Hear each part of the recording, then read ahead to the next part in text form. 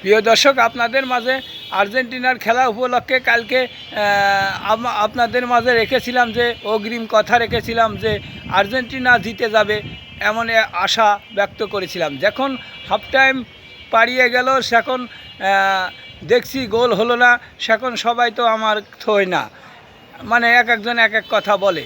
তাই পরে হাফ টাইমের পরে যে আবারও মেসি দেখিয়ে দিল খেলা, সেই দুর্ধর্ষ খেলা দেখিয়ে দিল। তাই আমরা আবারও মেসিকে নিয়ে আশা ব্যক্ত করি। তাই আবারও দেখতে চাই।